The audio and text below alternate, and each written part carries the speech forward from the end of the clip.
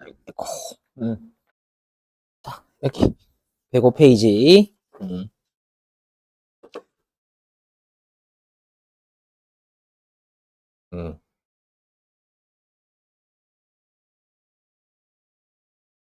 여기가 뭐 하는 거냐면 여러분들, 만약에 여기서 뭐 하는 거냐면요. 우리 재고자산은 워낙 샀다 팔았다 많이 하잖아요, 여러분들. 샀다 팔았다 많이 하는데, 우리가 만약에 내가 이제 초콜릿이 상품이다라고 가정하면, 초콜릿 한 개당 2,000원짜리를요, 10개 샀대요. 한 개당 2,000원짜리를 10개 사면, 우리가 얼마 줘야죠?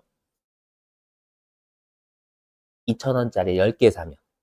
2만 원, 그렇죠, 그렇죠. 그럼 우리가 2만 원이 지금 사료 따지면 금액이 되는 거잖아요, 여러분들. 그죠? 2만 원이 금액이죠, 금액. 예, 금액이 되는 거고, 그 다음 10개는, 요거 수량이죠, 그죠? 지금 따지면 10개. 수량이죠? 그리고 우리가 하나당 2,000원. 이걸 단위당 원가. 단가라고 한단 말이에요. 하나당 2,000원. 맞죠? 그래서 지금 사료 따지면 2만 원 이렇게 되는 거잖아요. 그러면 우리가 재고자산만 수량 곱하기 단가로 해서 금액을 구하는 건 아니에요. 모든 애들이 수량 곱하기 단가로 하는데 재고자산은 특히 워낙 사왔다 팔았다를 진짜 많이 하니까 요거를 우리가 별도로 배워요.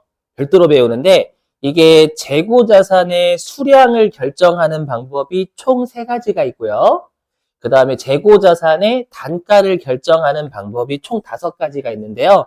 결론부터 말씀드리면 우리 시험에는 뭐가 출제가 가장 많이 되냐면 단가를 결정하는 방법이 좀 더 출제가 많이 되는 편이에요. 그리고 제가 계속 강조드리지만 회계 2급 때 기본기 잘 다져 놓으시면 세무 2급까지 초고속으로 합격이 됩니다. 실제로 그래요. 뻥 아닙니다, 여러분들. 자, 그러면 첫 번째 수량을 어떻게 결정하는지 해볼게요. 첫 번째 수량 결정 방법 시험에 물어봐요. 다음 중 뭐 재고 자산의 수량을 결정하는 게 아닌 것을 이렇게 물어봅니다. 그냥 해보면 자 이거는 여러분들 딱 뭐 생각하시면 딱 좋냐면 일기 쓰는 거라고 생각하시면 돼요. 일기 쓰는 거. 자 우리가 일반적으로 또라이라고 생각하는 일기 쓰는 애들은 어떻게 쓰는 애들? 우리가 또라이라고 생각하면 일기를 매일 쓰는 애는 또라이죠. 어렸을 때 그랬는데 그죠? 제 친구 중에 일기를 매일 쓰는 애, 지금까지도 쓰는 애 있거든요. 또 또라이니 이렇게 해요. 또라이 근데 그게 정상이야. 그죠? 그게 있고요. 아니면 내가 방학이 거의 끝나갈 때쯤에 한 방에 몰아서 쓰는 거. 맞죠? 이것도 마찬가지예요. 상품도 내가 상품을 사오고 상품을 팔 때 장부에 계속 적는 방법이 있고요. 아니면 그냥 몰아서 적는 거예요. 그죠? 그게 뭐냐? 첫 번째. 자, 우리가 일기를 매일매일 쓰는 방법과 비슷한 게 첫 번째, 계속 기록법. 이미 이름에서 계속 기록한다라고 나와 있잖아요. 그죠? 그래서 계속 기록법은요, 이 뜻이에요. 여기 좀 제가 용어 좀 어렵게 썼는데, 우리가 기중에 구매 수량과 출고 수량은 판매 수량이에요. 그러니까 사올 때도 기록하고 팔 때도 기록을 해요. 그래서 장부에 사고 팔 때마다 계속 기록하는 방법이 계속 기록법이에요. 어렵진 않죠, 여러분들?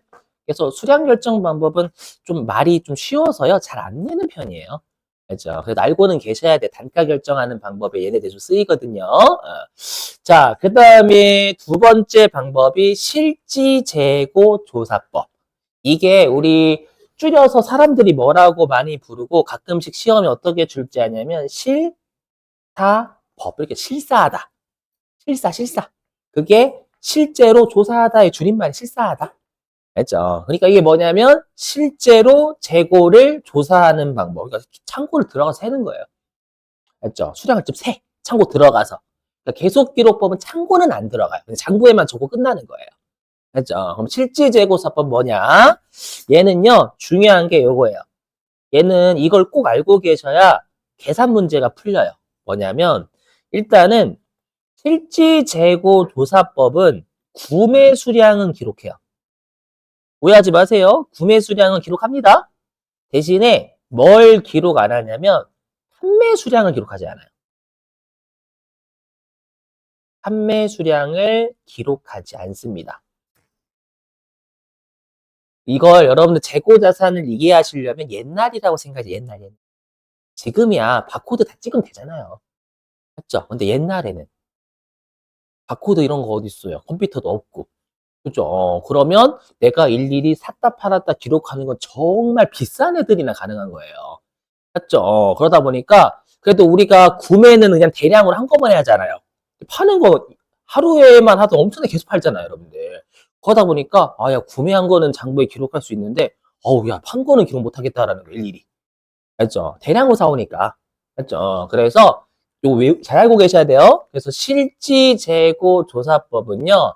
일단 기중은 우리가 결산이 빼고 기중에 구매한 수량은 기록해요. 알죠? 그리고 판매 수량은 기록 안 한다라는 게 포인트예요. 안 하고 기말에 창고를 들어가서 실제로 재고를 셉니다. 알죠? 그게 실사법 또는 실지재고조사법이에요. 그죠? 그다음에 혼합법은요. 말 그대로 섞는 거죠. 섞는 거. 그래서 위에 있는 계속기록법과 중간에 있는 실지재고조사법 이 두 개를요. 섞어 쓰는 거예요. 이게 실제 업무에서 하는 겁니다. 뭐냐면 일일이 받고 다 찍어. 산 거, 판 거 다 기록합니다.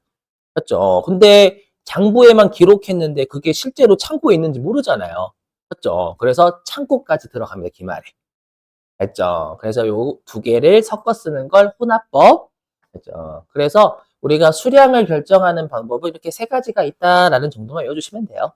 알죠? 얘를 잘 출제하는 게 아니라 우리 시험에는 얘 말고요. 요 단가 결정하는 방법을 좀 더 출제를 많이 해요. 물론 말 문제입니다. 말 문제. 그리고 계산 문제도 출제해 심지어. 자, 들어보세요. 이것도 옛날입니다. 옛날. 자, 옛날에는 우리가 여러분들 물건을 사올 때마다 가격이 계속 똑같아요? 아니죠. 맞죠? 물건을 사올 때마다 가격이 다르잖아요. 그럼 지금에야 바코드를 찍으면 얼마 주고 샀는지 다 나오잖아요. 맞죠? 근데 옛날만 하더라도 얘가 얼마 주고 샀는지를 일반적으로 비싼 애들 아니면 다 일일이 적을 수가 없어요. 맞죠? 그래서 옛날에 회계를 어떻게 할 수밖에 없냐면 계속 사오는 가격이 다르잖아요. 다르면 얼마짜리 상품이 팔렸는지를 가정할 수밖에 없어요. 가정. 그렇죠? 왜냐하면 장부에 기록 못하니까 옛날에. 맞죠? 얼마 주고 샀는지 알 수가 없잖아요, 여러분들. 그래서 여기 있죠. 재고 자산을 사온 단가가 계속 바뀌면 어쩔 수 없이 팔리는 걸 가정할 수밖에 없어요. 어떤 순서로 팔리는지를. 알죠? 이게 총 5개가 있어요. 5가지. 5가지. 하나씩 해볼게요, 여러분들. 네. 뭐냐면 여기 개별법. 개별법은요. 아까로 설명드리면 지금 바코드예요. 바코드. 옛날에 바코드 없었지만 아까도 설명드렸지만 우리가 비싼 애들은 1년에 자주 안 사고 자주 안 팔리니까 장부에 사올 때마다 기록하고 할 수 있거든요. 그리고 얼마에 팔렸는지도 알 수 있겠죠. 그래서 옛날에도 비싼 애들은 이렇게 했어요. 했죠. 그래서 이 개별법에서 가장 출제가 많이 되는 게 뭐냐면 실제 매출 알죠? 장부에 일일이 다 기록하니까 얼마인지 알거든. 그리고 실제 팔린 것의 원가도 알죠? 적어놨으니까.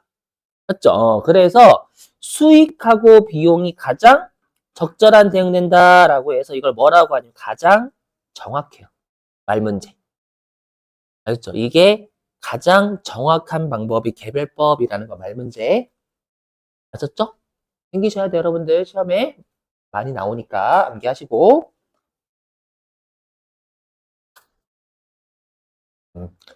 자, 그 다음에 요 두 번째, 영어 외우지 마세요. 시험에 영어 안 나오니까요.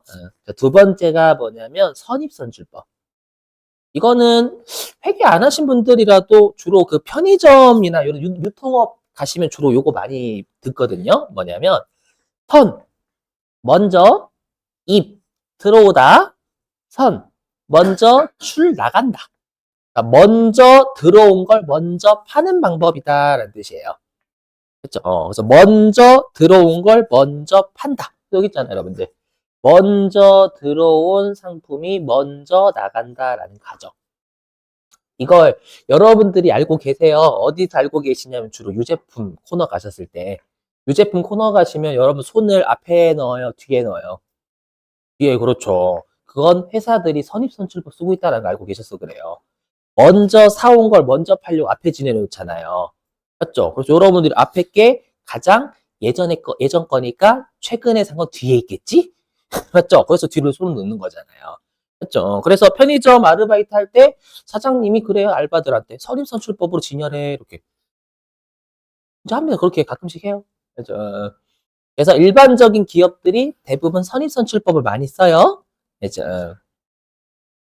자, 그 다음에 후입선출법은 반대입니다. 반대. 뭐냐면 후가 나중 후자 씁니다. 나중 후자고 입자가 들어온. 근데 선출은 먼저 나간다라는 거잖아요. 그러니까 후입선출법은 나중에 들어온 상품을 먼저 판다라고 가정하는 거. 이런 또라이는 없어요, 세상에. 맞죠? 그래서 실제로 이 후입선출법은 좀 많이 후져가지고 다른 동네, 다른 회계 동네에서 얘를 인정하지 않아요. 우리가 실제로 회계가 총 3개가 있거든요. 맞죠? 물론 우리 시험에서는 후입선출법 인정합니다만 이거를 잘 안 써요, 회사들이.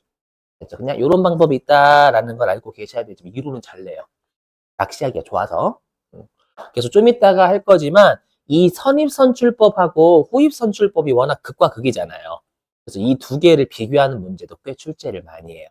그렇죠? 하실 때 무조건 외우지 마시고 이해하려고 노력해 주셔야 돼요, 여기. 자, 그 다음에 이제 우리가 평균법이 있는데 아까 제가 수량을 결정하는 게 계속기록법이 있고 실지재고사법이 있다라고 했죠. 그렇죠. 하나는 계속기록법의 평균법이고 하나는 우리가 실질재고조사법의 평균법이에요. 이것도 말장난 칩니다. 자, 들어보세요. 뭐냐면 우리 아까 계속기록법은 살 때만 기록한대요. 팔 때도 기록한대요. 계속기록법. 턱팔 때 둘 다 기록한다면서요. 맞죠? 그러면 계속기록법은 우리가 팔 때마다 얼마짜리로 팔렸는지 평균을 알아야 돼요. 팔 때도 기록해야 되니까. 그러면 이거 논리적으로 생각하셔야 돼요. 좀 이따가 문제 풀 거니까 계산 문제는. 그러면 팔 때마다 평균이 얼마짜리로 팔렸는지 알아야 되기 때문에 살 때마다 평균을 계속 내야 됩니다. 맞죠? 그러면 살 때마다 평균을 계속 매기면 평균이 무빙을 하죠.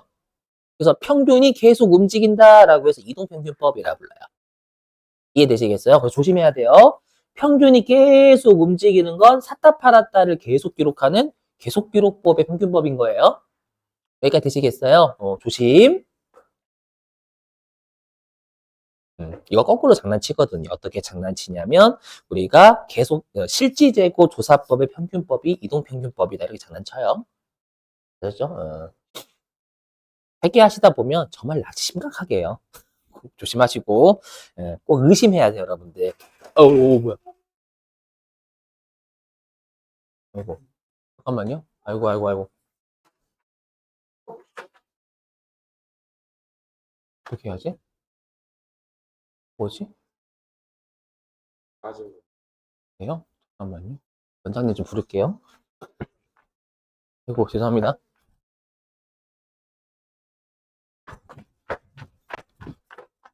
원장님 저 에어컨 빠졌어요. 위에 있는 거. 뭐지?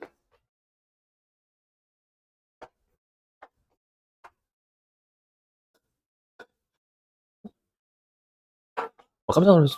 이게. 와, 씨, 어떡해? 뭐야? 왜 갑자기? 볼게요. 안 가도 돼요? 어떻게 해야 되고? 좀 잡아서.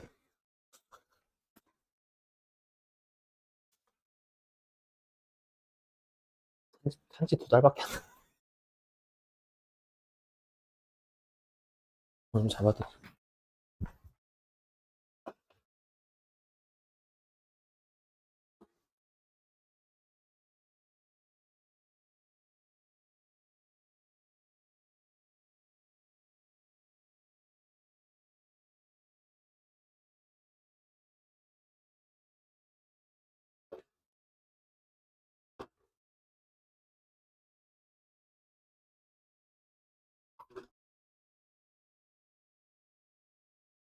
됐다, 됐다.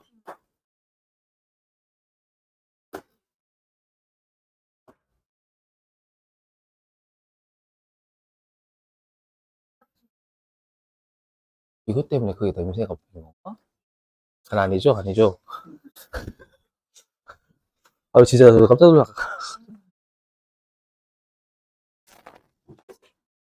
아이고.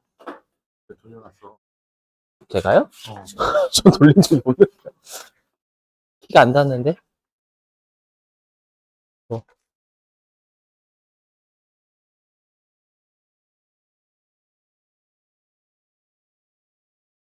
어, 다시 할게요. 이거 녹화 중인데 이거 들어갔겠네.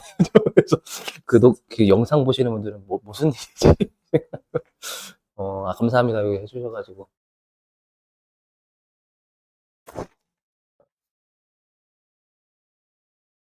정말요? 하지 말까요, 여러분들?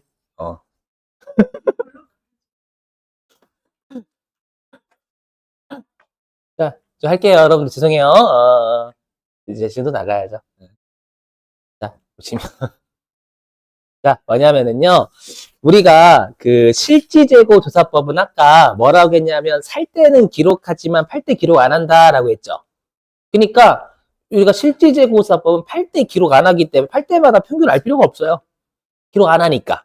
그러면 살 때마다 평균 안 내도 돼요. 맞죠, 여러분들? 이런 논리적으로 접근하시면 돼요. 그랬다가 기말에 그냥 참고를 들어가기 전에 평균을 한 방에 내고 들어가요. 그럼 평균을 한 방에 내고 들어가니까 평균이 무빙을 하지 않겠죠. 그래서 평균을 한 방에 낸다라고 해서 여기 있는 실지재고조사법의 평균법을 총자 쓰는 거예요. 총자. 한 방에 평균 때려버린다라고 해서. 말 문제. 알죠? 자, 그러면 이제 우리 시험에 자주 나오는 게 요 선입선출법하고 후입선출법 비교하는 문제예요. 알죠? 요거를 특히 여러분들이 두 번째 칸하고 세 번째 칸을 그냥 외우지 마시고 이해를 좀 해주셔야 돼요. 해볼게요. 뭐냐면 일단 물량 흐름. 물량 흐름 간단해요. 둘 중에 뭐를 많이 쓰냐라는 거. 뭐 많이 쓸까, 기업들은? 선입선출법하고 후입선출법. 그쵸. 선입선출법. 먼저 사오고 먼저 팔죠, 일반적으로. 맞죠? 그래서 물량 흐름은 이건 쉬워요. 나오면 감사합니다 문제예요. 그래서 선입선출법이 대부분의 기업들이 쓰는 방법이다라는 뜻이고, 후입선출법은 대부분의 기업들이 잘 안 써요. 그죠? 이거는 나오면 쉬워요. 그죠? 근데 이제 두 번째가 문제예요. 뭐냐면 우리가 이 현행원가라는 용어가요. 회계에서는 뭐냐면 이 현행원가가 구입시 시가를 우리가 현행원가라고 하거든요. 시험에서는 시가라고 낼 때도 있지만 현행원가라고 낼 때도 있어요. 그러니까 예를 들면 이렇게 불러요. 회계는. 들어보세요. 우리가 취득원가는 옛날에 샀었던 가격이에요. 그러니까 예를 들면 옛날에 내가 한 3년 전에 컴퓨터를 200만 원 주고 샀으면 그 200만 원은 취득원가라고 회계에서 부르고요. 근데 만약에 지금 컴퓨터 가격이 한 150만 원 된대요. 지금 가격으로 따지면 그럼 150만 원을 현행원가라고 불러요. 그렇죠? 우리 일상생활에서도 여러분 뉴스 같은 데에서도 현행 많이 쓰잖아요. 현행 법안이 뭐 문제가 많다 이런 말.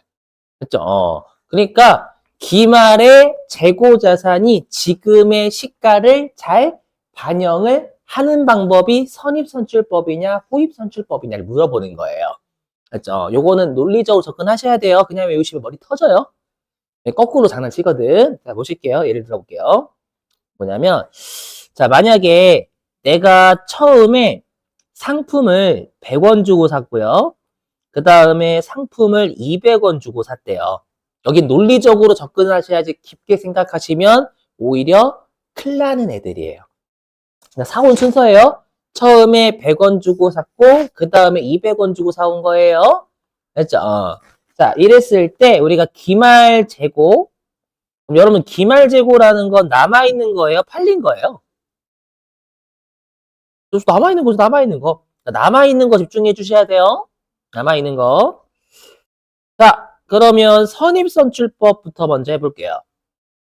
자, 그럼 여러분들 선입선출법은 둘 중에 뭐가 먼저 팔릴까요? 사온 순서라고 했으니까. 100원짜리가 먼저 팔리겠죠? 먼저 사온 걸 먼저 파는 거니까.